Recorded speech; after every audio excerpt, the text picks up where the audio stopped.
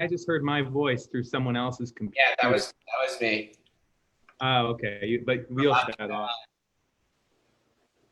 Oh, looks like we're live. I got a notice right up there in the corner. I might. There we are. Oh yeah. Okay. Yep. What do we got like a 30-second delay or something? If we want to bleep it. It's that's right. I don't know. I feel like cursing. Gosh darn it. It's set to where it's switching around. Maybe we want to do a all of us at one time. Okay. We got our producer Matt working Matt's everything. doing that. Matt, are you doing that? Yep. Okay. Just switched it. You just switched it. Live. Oh, nope, there it is. You're not a liar. I apologize. You did it. This is it. I'm going to share it around. MusicMedic Brady Bunch. We've got live? me. We've got Rich's over here. Hopefully I'm pointing in the right direction. He could be over here in my screen. No, you were right. Am I? This way? That's right. Yep, Correct. That's where you. Yep. Kurt's like down here, maybe like centerways. Not for me. Like this area. That way. Rich is down here. And Rich is down there. Oh, you think you're up top, huh? Okay. Am I in the bottom? Looks like Kurt's on the middle. Yeah, for us. Yeah. I think on the thing too. I mean, look, there you are. Oh, there you go. Proof. There's proof. That's not fair, wow. Ryan. Hey, Ryan, do you have your Wi-Fi on your phone? I think so. Why? I'm wondering if you should shut it off to for the purpose of saving the Wi-Fi and use your. I just turned it. Yeah, I just turned it off. All right. Hey, look what I see. Oh, you're right. Oh yeah, Rich is up there. Yeah, Rich is up there. I'm over here. This is too weird. down Now, there. how are we gonna do this, Ryan? Ryan, this technology. We're talking about padding, Crazy. man. I mean, you know. I know. You can't pad via Zoom, although you can talk about padding. So, Melted bug what we're bug doing and stuff. We're not. today. Yeah. That's right. Cool. Now, Ryan, All do you right, have we wanna some get shellac started? there? I do. I have You have a couple shellac different there, Ryan? things of shellac. Yeah, I got some shellac. I got my shellac. No one asked me if I got my shellac. I got everything. I got all the fun stuff. Whoa. Yeah. Got all my tools of the trade. Raul and Julio are here. So, So, I mean, there's a gang. The gang is all here. I think we could pretty much start soon. we are all here. Yeah, I just gave it a thumbs up. So, We are all. I can't go wrong with that. So, Padding. Danny Alexander yeah. from the UK. Yeah. Danny's talking about doing the course, the Uberhall course. It's a good one. It's a good one. Mm-hmm. I'm gonna say hi. I wonder who it says hi as. Oh, it said hi as MusicMedic.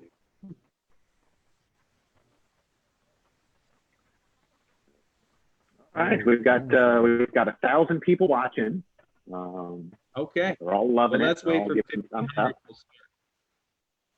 1,500, up to 1,200, 1,250. You look so much more MusicMedic than me. Rich, is that a MusicMedic shirt?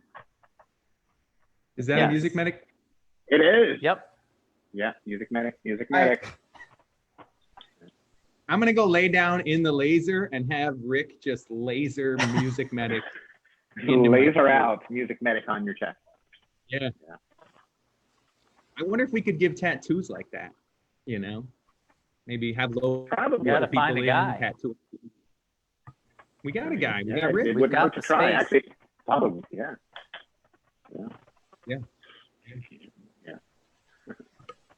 Well, I think it's what time? Is it time? Julio it's time. from We're late. Madrid. So let's do this. Let's do this. Definitely pass it. Okay. 3, 2, 1. Okay, I'll start. Hey everybody. Right, I'm Kurt and Ryan is Ryan. This is Ryan and wait, I'm up here. this is Ryan and this they were going to talk about padding. And there's a lot of things that we don't want to talk about. And Ryan, I'm just going to tell them quick what we don't want to talk about. We don't want to talk about all the prep work that has to be done before padding. We don't want to talk about leveling tone holes. We don't want to talk about posts and moving posts and straightening bodies. And we don't want to talk about dry fitting, which is the process of like leveling the pad cups. Not even going to discuss it. We don't want to talk about, well, any of that really. We barely even want to talk about padding, but we're going to do it. But we are going to talk about the actual job of putting a pad in, and for that we have hired a professional. No, I'm just kidding. We have Ryan here to do it. No, just kidding. Sorry. We have got Ryan here, who Ryan has spent more time padding than most of the people in the world. Ryan's job used to be, if I can brag a little bit about you, Ryan's job used to be padder. That was like his title when he was padding. Like 40 hours a week, padding, sticking in this room. Yeah. But I want to say it was more than 40. It was well into the night and early in the morning. And all Ryan did was, everybody else did the stuff that we're not going to talk about. And then Ryan did the stuff that we're going to talk about. And then he would hand the horn to someone else who would do the stuff that we're not going to talk about. Okay, so let's begin. All right. Go, Ryan. Start. Padding. That was a very cushy intro. All right. So we talked about the stuff we're not going to talk about. So we're just going to kind of break into it, which is, first thing to do is I guess, remove the pad. How do we remove the pad? You know, we just get in there and scrape it out. You know, obviously I like to use heat. You know, heat on the outside of the pad cup. And we were talking about this yesterday, and that's when we mentioned, or you mentioned that that's when most people burn the lacquer. Okay. For our heating source, what I like to use is the air torch. Okay. So this is what I like to use because it takes that whole open flame variable out of things. You know, you don't burn existing lacquer. You're not going to scorch pearls. A lot of times, you know, if you're using air torch, you're not going to burn, you know, felts and corks, things like that. So the first thing is to remove the pad. Ryan, yeah. We're having some kind of sound issue. Can you can you get your phone closer to your face? I got my headphones in, so it should be the headphones. Maybe it's a Bluetooth issue. Yeah. All right, we'll keep it down out there. It's really cracking up. Cracking up. All right, let me see here. Let me go. I think maybe it's Can you switch to your regular phone? Let me switch. Or a wired microphone? You want me to bring you a wired microphone? Hey guys, sorry about this. Let's fix this because this will be annoying. Do I sound okay? No, Kurt, you sound good. Okay, Ryan, go ahead, Ryan. All right, so the first thing we're going to do is we're going to remove the old pad. What I will do is I will hold it usually with a pair of pliers like that. Turn this on. Heat it up like so. I got it. You're all right? Yeah, we're good. Yeah, it sounds good.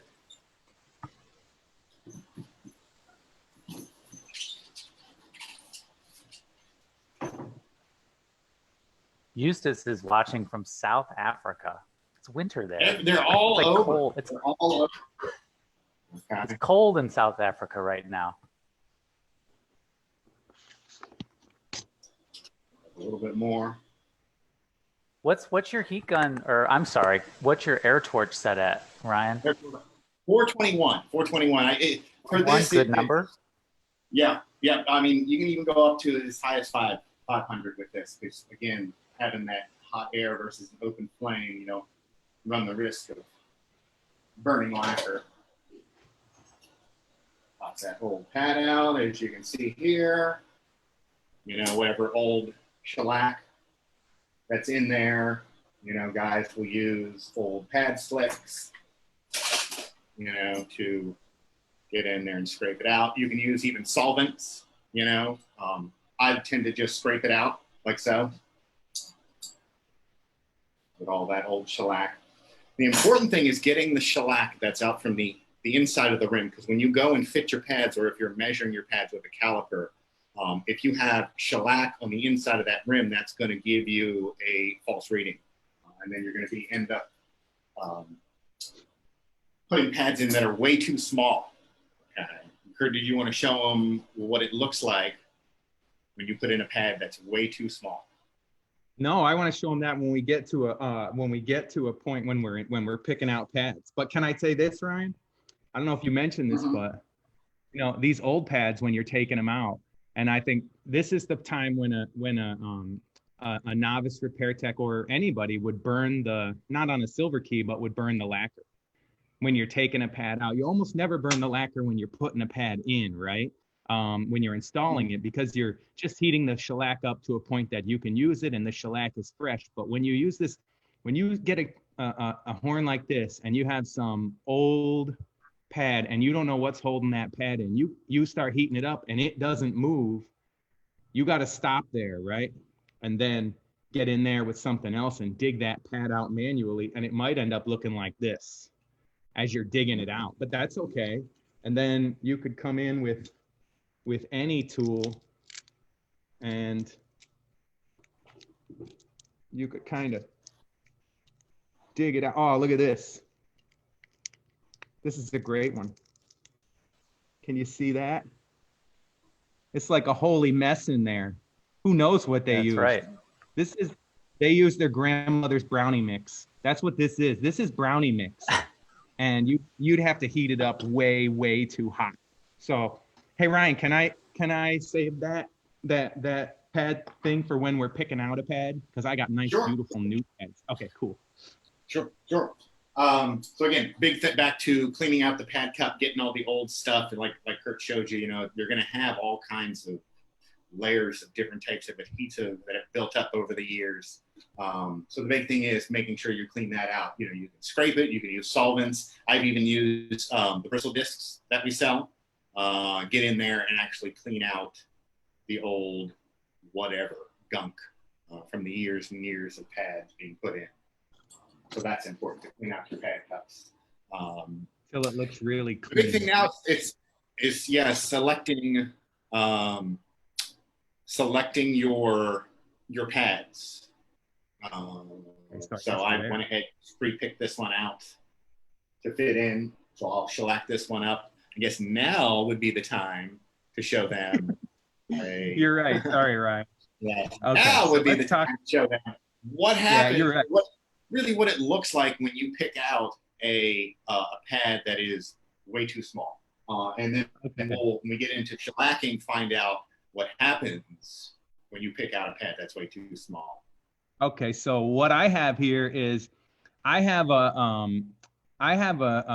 some pictures. Maybe they're not in the right order, but what I have is a pad that is a 48.5, and this is the correct size, 48.5. And even though you can see a little bit of light around or a little bit of space around here, it's actually pretty tight in the cup. If I tap on it, this pad's not going to fall out, and I can show you that.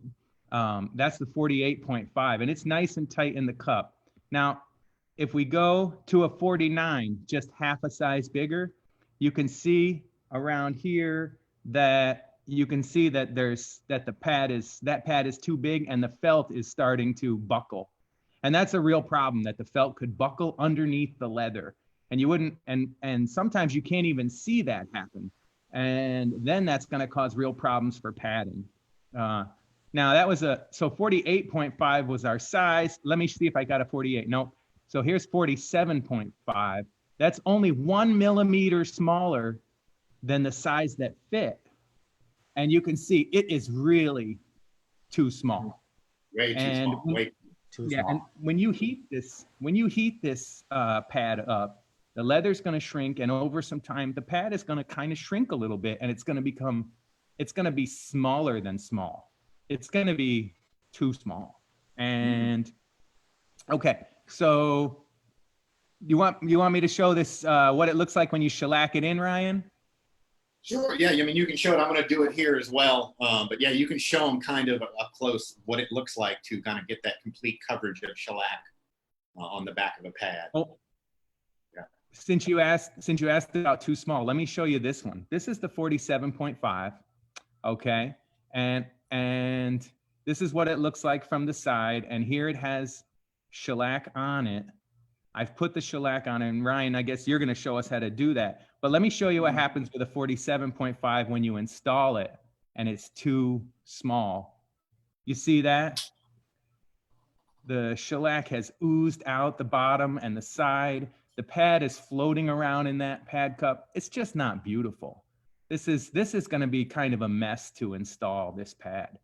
I'm going to try to show you. I did the same thing with a 48.5. I put the same amount of shellac, and here it is. With the same amount of shellac, you can see that there's no shellac kind of oozing out of the side. And so if you're using the right size pad, choosing the right size pad is real important because it increases your margin of error. You agree with that, Ryan? Absolutely. Yeah. So you could have a little bit too much shellac, but it would stay back there and it would stay put. But if it's too small, even the right amount of shellac is just going to ooze out, right? It's just going to be a mess. Yeah, you get shellac on your pad, leather. It's not good. All right, Ryan, I'll send this back to you if you want to talk about how to get that that adhesive on there. Absolutely. Cool. So here we are. Hey, are you guys talking synthetic shellac or are you talking natural shellac? Because I know we have both. Yeah. What I use majority of the time is shellac from the Z-Gun, and I use the clear. If I have, and that's okay. Again, complete repad, super easy, very convenient. If I have to just replace one or two pads, I a lot of times will go ahead and just use the stick shellac. Again, I like to use the clear, which I believe is the synthetic as well.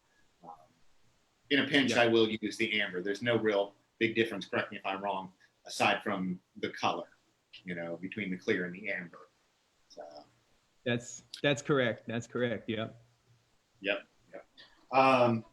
So installing it, so I'm going to be using the Z-Gun in this case here. So here's my pad. Let's see if I can get a close up. All right. So what I'm going to do, if I can get the screen on me, I know we got Rich sharing it there. Oh yeah. Yeah. All right. So here we are. We got the Z-Gun. I have a bench block I use. And what I'm looking to do is fill that area. You can see where the leather is wrapped over and we have this cardboard backing. Really what I'd like to do is fill this whole cardboard backing area up with shellac. So I'll use Z-Gun. I'll put this on the bench block, squeeze out a little bit. So, and then what I do to kind of flatten it out is I will flip it over. And because the bench block is cool, the hot shellac doesn't stick to it. And you can see, I know it's tough, but let me see if you can kind of see maybe like a reflection of how much is covering it. There we go. Nice. That looks pretty good. That looks pretty good right there. And you can see the thickness. That may be a little, well, at least on this side, a little thick. It's a little thin over here. So that looks like a pretty good amount of shellac. You can see it's not a lot. It's maybe slightly thicker than a business card. One of those really fancy business cards, that slick paper. Okay. Is that going to be enough for a vintage cup, Ryan, like a King Super 20 or something like that? That's a good question. Sometimes when you have, like most of these pad cups are fairly flat bottom. They have just maybe a slight dip to them. There are some vintage cups, especially King Super 20s, that are kind of reverse pyramid shape. They kind of cone down. So in that case, what I'll do to make sure I get adequate adhesion for the pad in the pad cup is once I flatten it out, then I'll go back and I'll add just a little dollop right in the center, and I won't flatten that out. So you have this little flat part, and you just have this little dollop, and what that tends to do is it fits right in that little dip of the pad cup right in here. Okay. Hey Ryan, yes. Can I interject for a second? Absolutely not.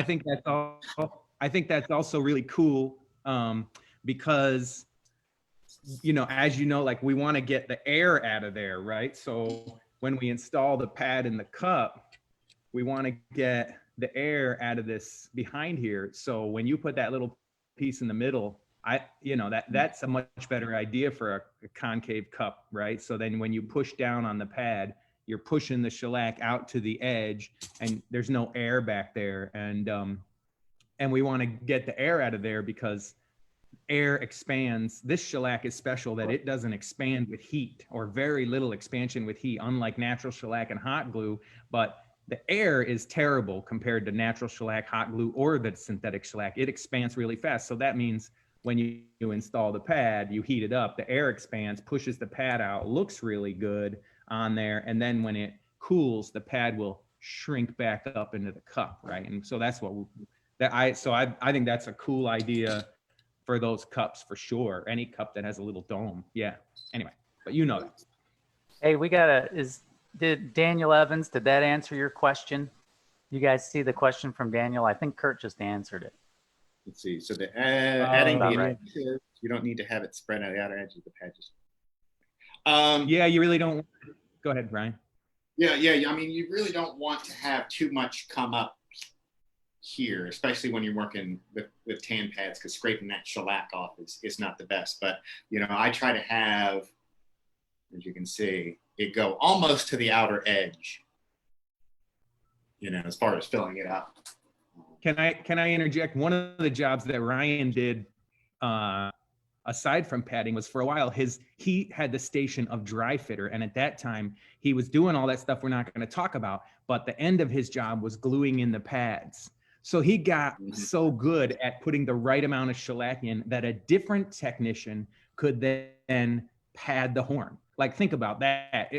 We always know how much we're using. We don't want it to ooze out. But after a while, you get really good at it, and you put in the exact amount that won't ooze out. And that's a really tight margin, because you want the shellac all the way. See, this is terrible. Don't look at this. You want the shellac all the way up and around the edges of the pad cup, but you don't want it to ooze out, right? If it's around the edges of the pad cup, then you can get in there, and when you move it around, you're going to have some purchase here that's holding on. If it's not around the edges, it's just going to kind of be floating on the middle, and even possibly the end of the pad, like right there, could be unsupported and could fall into the cup, or it's just not fun and cool. You want everyone to be consistent all the way around, and that requires the exact amount. So I don't know, Ryan, what do you think? In my opinion, if you're going to err on the side of too much and then scrape it out and deal with your terrible life.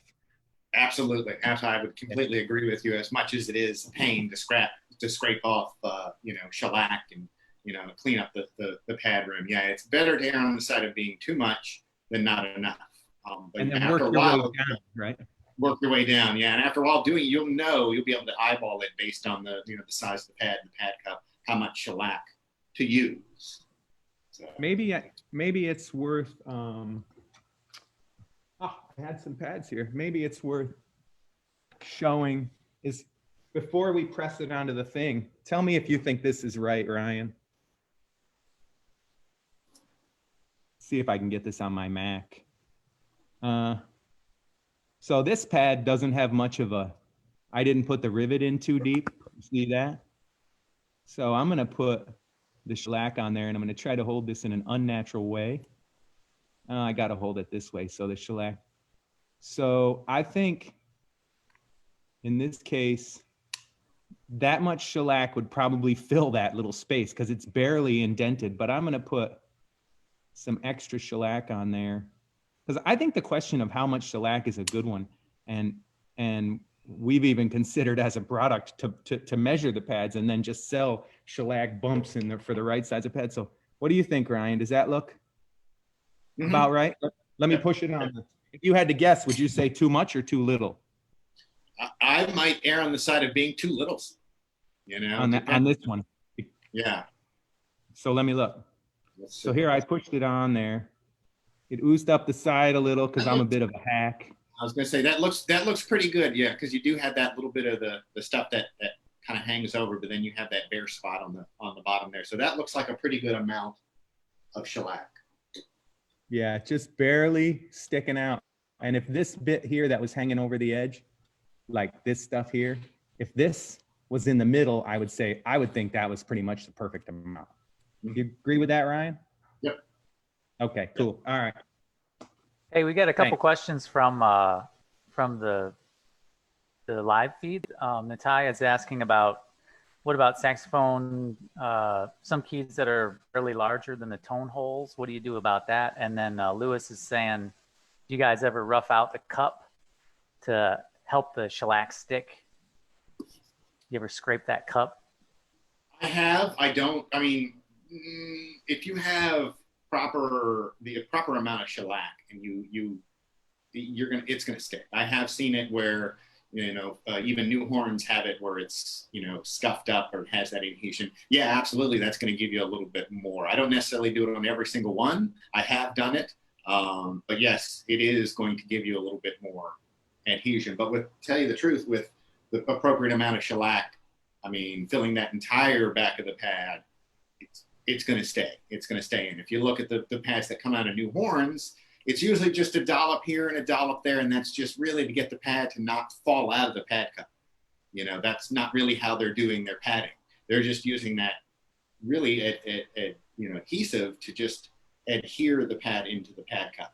Whereas here we're using this layer of shellac when I do install it, and just kind of a semi-float. Obviously we're not going to talk about the other stuff we did ahead of time, which was get the key geometry just right over the pad cup. Over the tone hole. So here it's just those micro adjustments with that very thin layer of shellac. So to hopefully answer your question, you can do it. You can rough up the inside. A lot of times the horns that we see are pretty roughed up to begin with on the inside, so I really don't have to do it all that much. So Ryan, what was the other?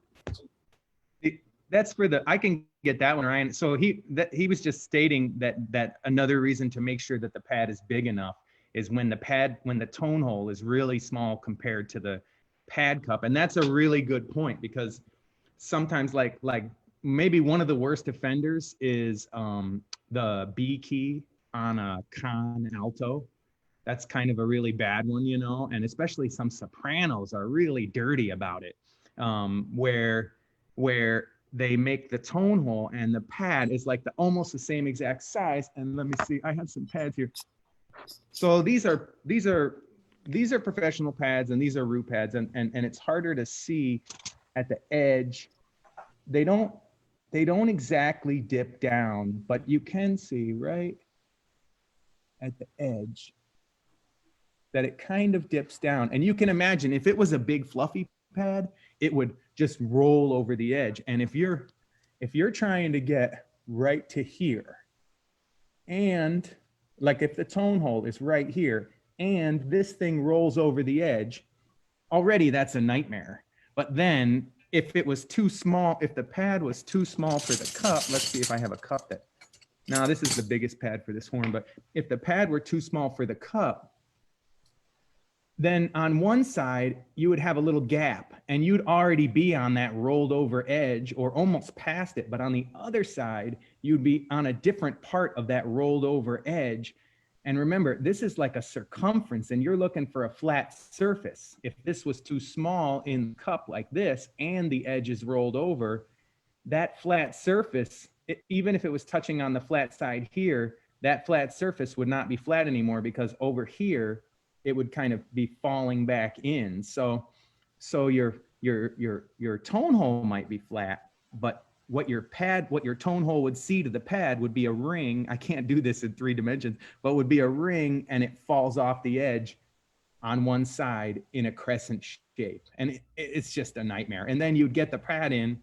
I mean, I never did this, but I heard about it. You would get the pad in, and then if you move the pad over this way a little, without moving it in or out of the cup, suddenly it would totally change the geometry, just because the geometry of the pad is not a flat thing. So all those variables, if you just put a large pad in that's flat, then you just move the pad around and you don't have to think about all that. So I think that's a really good point on tone holes that are small compared to the pad. make sure that your pad is plenty big, right? Yeah, that comment comes from Natai, he's in Jerusalem. He's like one of the only guys in Israel who's doing quality. I mean, there's probably more than one, but He's thanks, one. man. He's one of the greats. he's That's coach. right. I've known him for years. He's been doing good work for a long time. So thanks. Good point. All right. So back to putting the pad in. Here we go. So we're going to put the pad in. So again, I'm holding it with a pair of Knipex pliers so don't burn my fingers. Again, I like to heat up the inside of the pad cup. What temperature are you using? This is still set at 421. Again, you can set this up as high. If somebody can get the numbers on the melting temperature, I want to say over 300. So anywhere from 350 to 500. Main thing is I'm just heating up the inside of that pad cup. And I'm going to go to press it in. Okay, it fits in. And then what I do is I give it a spin. Okay, I try not to spin it when the shellac is cooled because then you're just tugging on the leather. But the main reason I spin the pad is to get that proper dispersal of shellac on the inside. I noticed that you pushed on the resonator in the middle. Yeah, right? Pushing on the resonator rather than pushing on the actual leather. I don't want to create any impressions before I'm ready. And you can see that's no impressions, no fingernail marks. And it's in there, nice and even. There's no shellac spillage. So that tells me I put hopefully the right amount of shellac on that pad. So that's how we install the pad. Next thing to do is to install the key onto the horn. Let me do this as somebody comes up with some witty banter. Well, I have some pads here that are too big and too small, Ryan, and my witty banter can be showing that. I grabbed one that's too small, and I'm going to put some shellac on that while you're doing that, just to reinforce that idea, because I think selecting the right pad size is something that a lot of technicians kind of wear as a badge of honor, because it does take time and it is thoughtful, you know. And when you see someone that didn't, you hope that it's because they just didn't have the pad and they just had to help, you know, they had to do something. So this is a 49, and this pad that fits in here is a 50. So a 49 fits really loose. The pad that fits is a 50, but I already put shellac on it and ruined it without thinking. But this is a 50.5, and it's tight, and I can put it in all the way around to here, and then I'm gonna pop it in there. And did you see that? Did you see that leather start to distort? But watch, if I put it in there, I know I'm beating a horse here, but I really want to show it because I think it's important. That's too big. It's too strange. Yeah. So just the right size pad. All right, Ryan, you got your key installed? Yep, got the key on the horn. So here we are. Did you hurry up to put it on and you want to do this while it's warm, or are you kind of like, you'll heat it up later? Yeah, I'll heat it up later. Yeah, it's in fact, it's kind of tough to put it on when the key is still hot. It really singes the fingers. But everything's on. Pads a little faster, Ryan. Yep. I am actually in the pad room. This is nice here at the pro shop. This is a separate room in the shop that we can actually go in and pad in complete darkness. Obviously, I have the light on here, but I'm going to shut this off, and hopefully you guys can see. I'm going to see if I can get a good angle just right. But let me shut this light off, and you can see what it's like to pad. You can still kind of see me in complete darkness, and this really helps with being able to see any little leak. Let's see if I can cover these up. Hopefully you can see.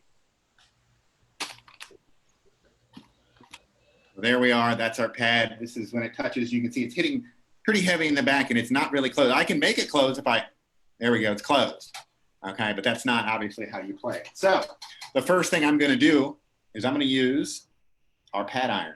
Okay. And what I do is I put this in. Okay, and I close the actual pad, and I'll heat it up. Okay, what this does is this kind of gives me an initial leveling. It doesn't exactly, it's not an end all be all for padding. I wish it were, but this kind of gives you a starting point.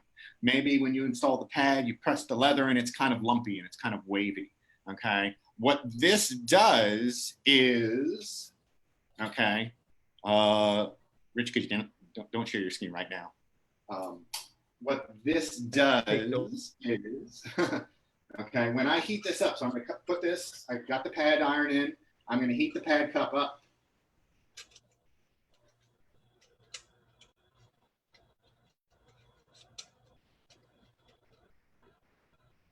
Okay, I don't know if you can kind of see it there. It's starting to fall slightly. Heat that pad cup up, holding it close. And then what I'll do again, I'll give this just a slight little twist. Just a little rotation. And you can see now. Are you using a pad cup? Ryan, are you using a pad slick for that rotation? It's hard to see. The pad iron.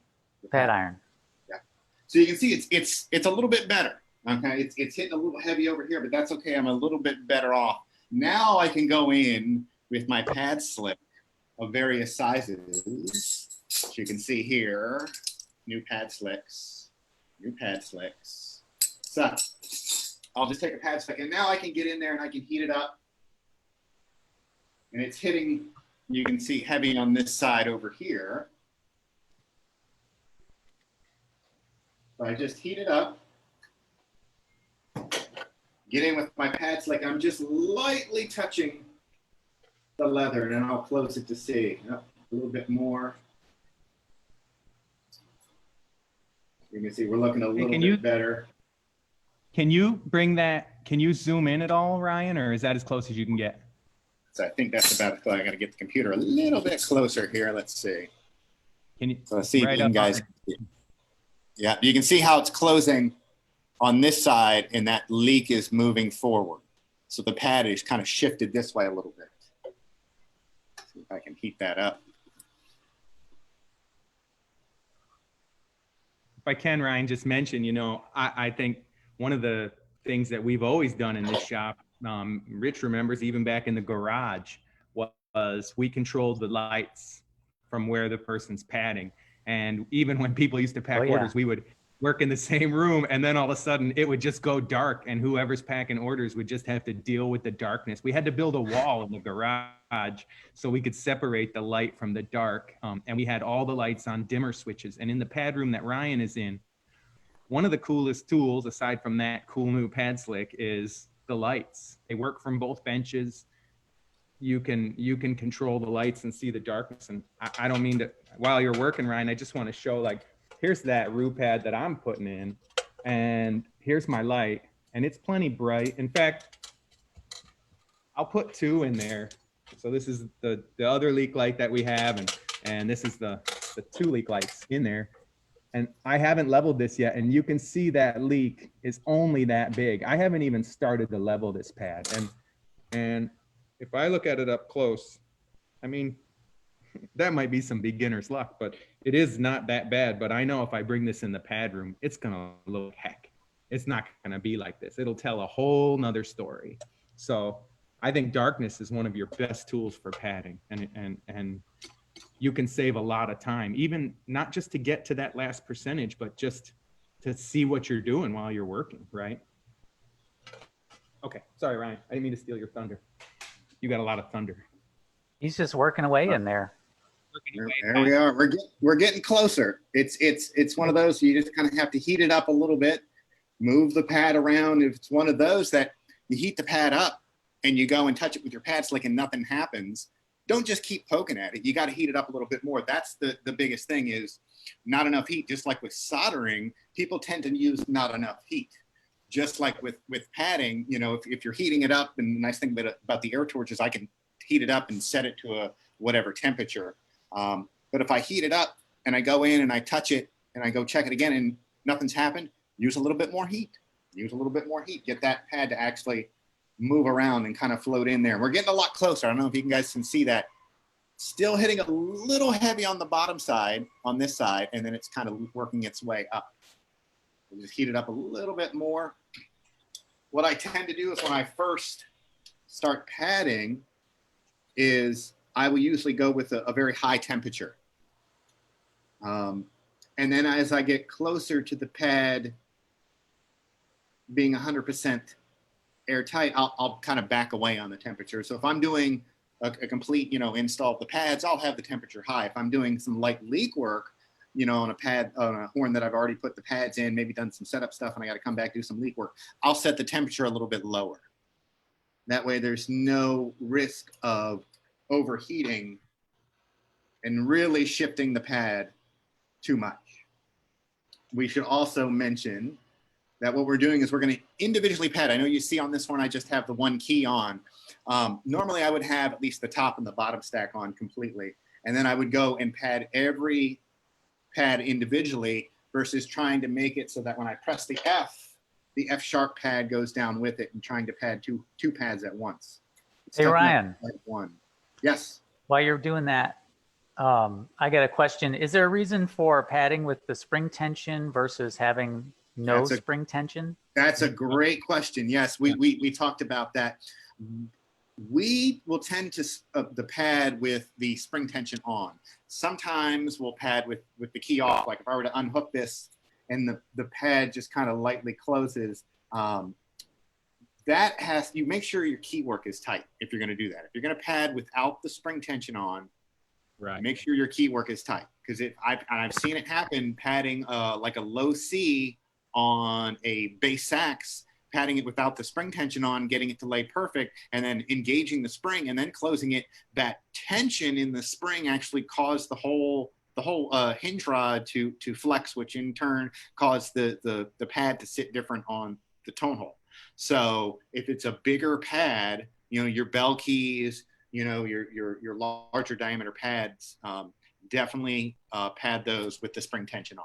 Yeah, that's a great question. And then Anita's asking your high temp on the Air Torch 500, right? Yep, that's the highest. I know Kurt likes to work with his being set all the way up, and then he can control how much time. If I set this to 300, it doesn't matter how long I leave this on. It's only going to go up to 300. I have an Air Torch here that goes to 850. 850. And really? It will remove. It was a prototype, but I'll tell you, I loved padding with it, and I think the hotter the better. But I'm an old torch guy, right? So I went to an Air Torch and I fought it for a while. I'm the one that brought the Air Torch to this industry, and I struggled with it for a while.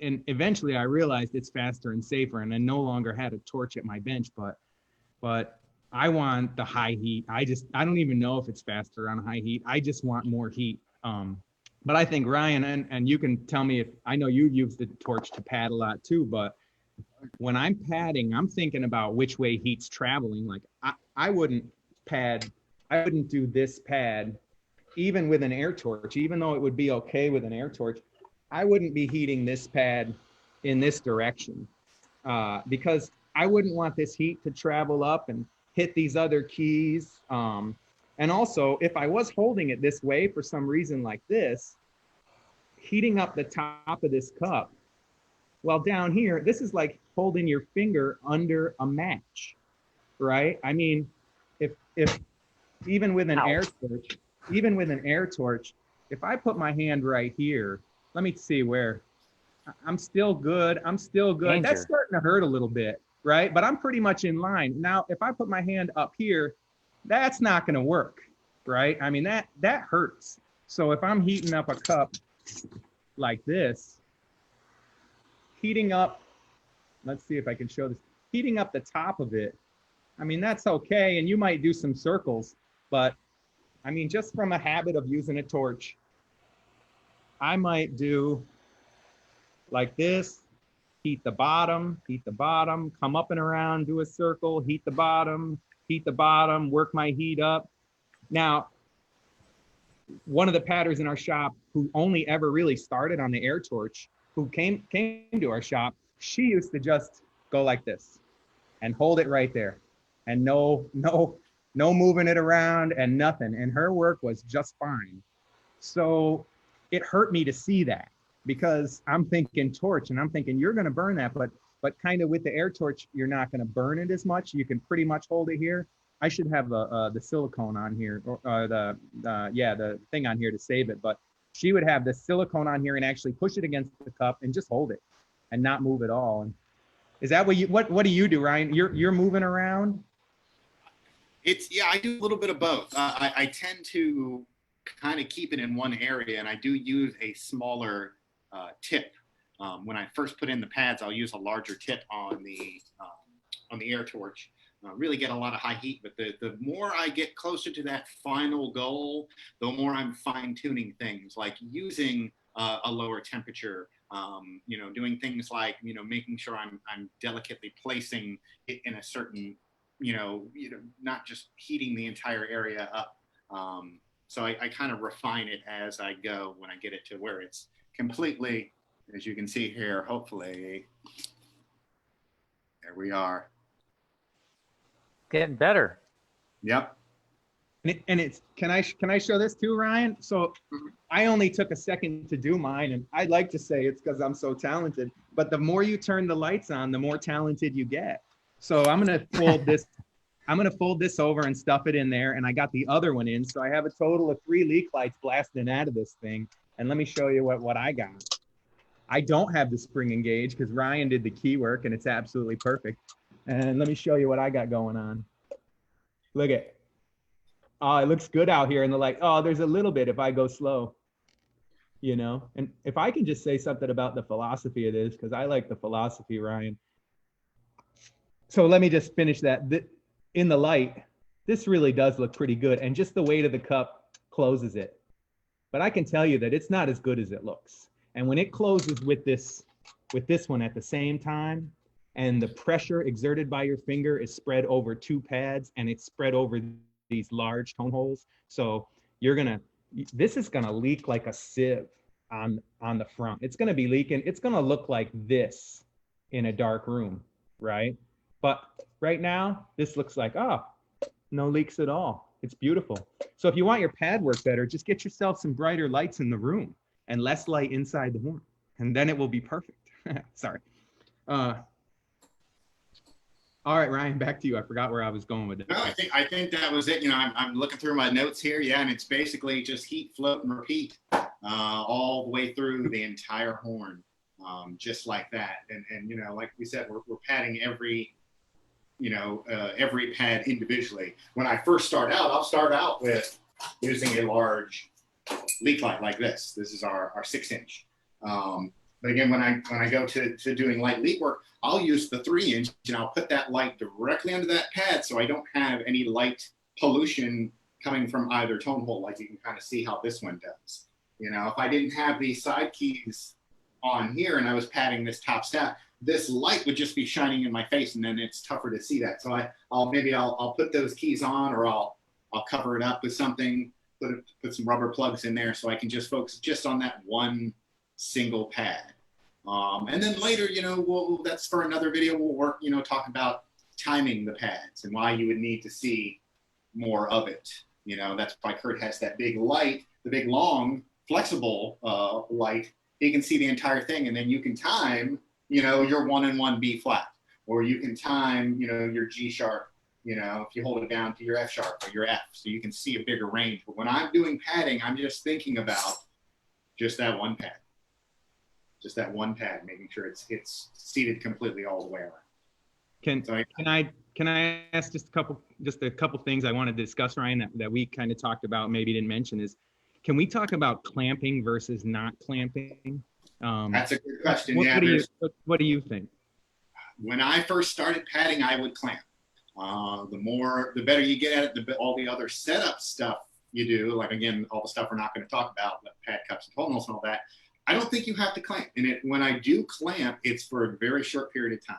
And it's mainly just to let the shellac cool. It's not so much to create an impression on the surface of the pad.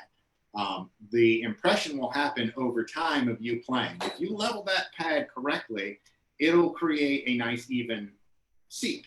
If you seat your pad like this, yeah, you can get it to close all the way, but over time, this is going to dig in more, and then you'll end up with just a leak.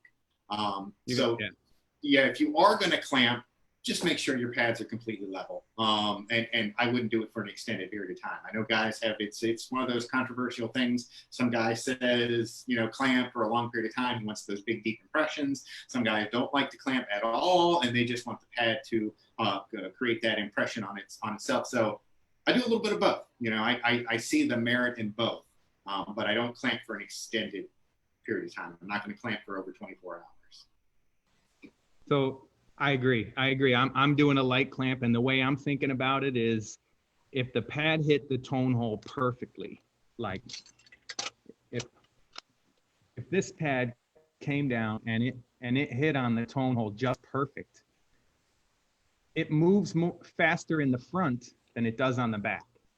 And all of us that do padding, we know this. Over a certain rotation, you have this much distance on the front, and in the back, you're only this much distance. That was a dramatization, but you get what I'm saying. So technically, if it hit perfectly and then you clamped it down and made an impression, wouldn't it leak on the back? Right? It would, if it crushed down and it went, then it would end up going too far and it would do like this. So if you're gonna clamp, you're probably gonna have to go back and re-level. That said, when I'm padding, I am clamping, and I'm using. Yeah, that's a good question. Yeah, somebody just asked, what clamps are you using? I tend to use the wooden wedges, and I think, yep, that's what Kurt uses as well. I have rubber wedges as well. I'll just wedge it right under the key foot. Can I show you what I've been working with? And these, you could consider this a sneak peek, because I've been loving these, and I don't know. Rich loves sneak peeks. He's all about sneak peeks. I'm waiting to do mine. He just perked up. Let me show you. So this is something I've been really enjoying. You know, one thought is that, or my thought is, you know, if the key work wasn't exactly tight and you clamp back here on the foot, you know, then just like the idea of hooking the spring on, that might move that pad over this way if your key work's not tight and you clamping in an unnatural way that's not where you would push pressure with your finger. But I got some of these guys, and I've been using these high temperature bands, and and I just been putting them on, hooking it onto the pad cup like this, and whoops, hooking it onto the pad cup, and then up over a key. And you see that? And they give a really neat even pressure. There's no pad in there, and it holds the pressure down on here. And they're pretty quick to take on and off. The problem is they're not quite high temperature enough to be, I guess in a way, a product. I know that if we made them a product, people would probably complain that they break from the temperature. But I have some things in the work to get some of these high temperature bands. So cool. I like these guys for that. I also like the wooden wedges, but when I'm wooden wedging like this. I mean, really, in fact, I wouldn't put the pressure on from the wedge. I would put the pressure on from the key over here, give a little pressure, push as hard as I want to. I can only push one pressure now because there's no pad in there, but normally the pad under here would give a little bit as I push, and I could feel it, and I would push just about as much as I want because my fingers are really good at feeling how much pressure.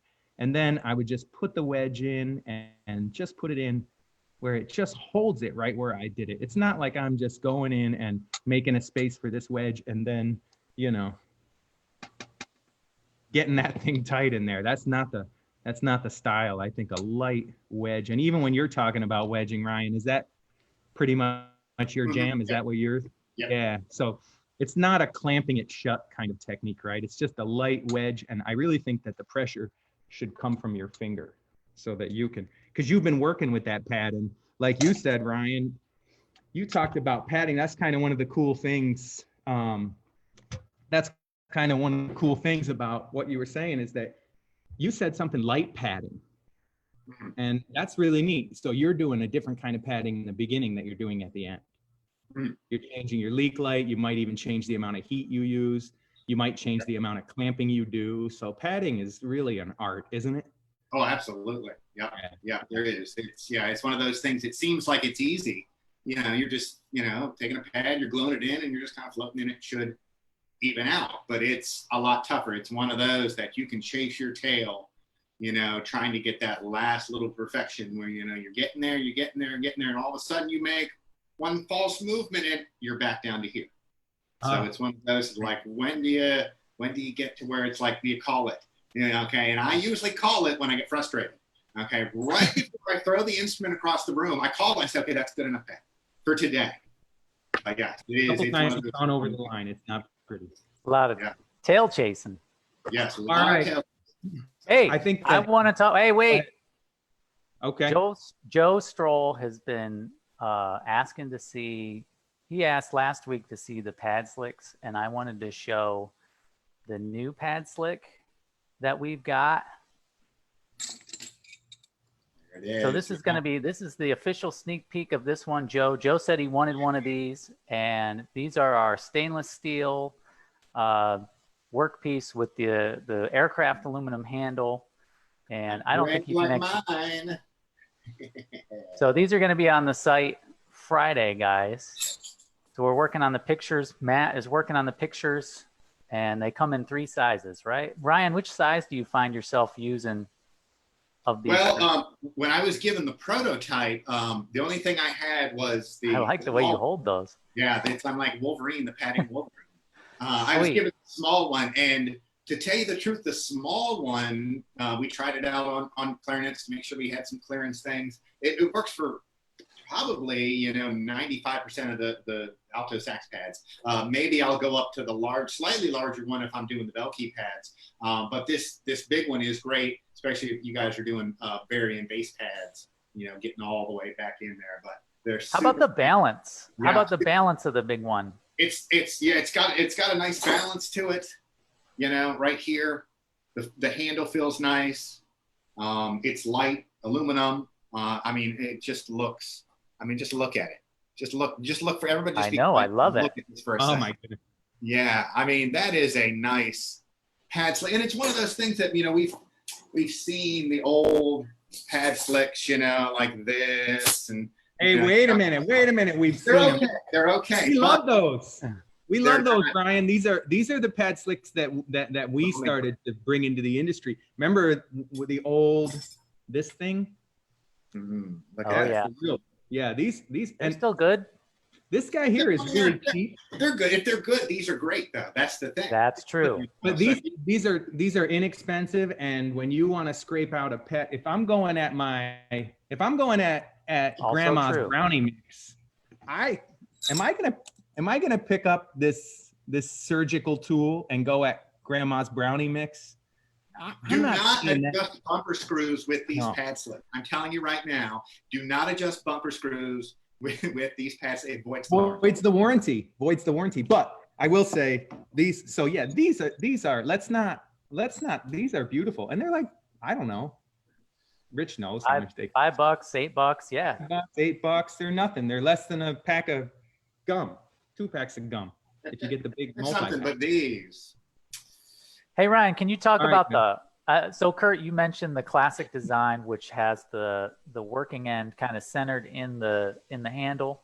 Can you talk about Ryan or Kurt, the offset, why we did the offset for the pad slick itself from the handle itself?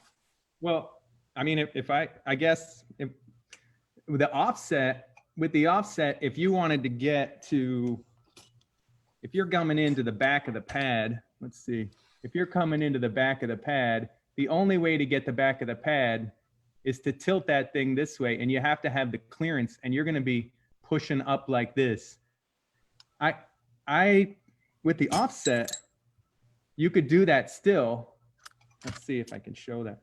With the offset, you could still do that, but you could come in this way, and it's hard to show, but you can get in much flatter with what you're doing and get all the way to the back in a more flat, straight in way. So that's why we made this cool offset here. That's why we took the time to machine this from that billet piece of stainless steel and offset it that way, so that you can really get into the back, and it's just making a tool that's normally pretty great into being super awesome and comfortable in your hands. And that's the offset just allows you to get that clearance in there that way. Cool. And so we're going to have, Kurt, we're going to do another video on Friday, and we're just going to say everything again about the pad slicks and how they're packaged. And we'll be giving away a set of pad slicks to somebody who tunes into the video and checks it out and shares it. So all of you have seen that or have seen these now, just come back on Friday and you can win one of these guys. Cool. Sweet. All right, folks, let's say goodbye. Thanks for tuning in. Thanks, Ryan, for all your great advice and your knowledge and your hard work. Thanks for all your pushing our pad slicks, Rich. Yep. Thanks everybody for watching. Yeah. Thanks for watching. Cool. Take care. Okay. Happy repairing.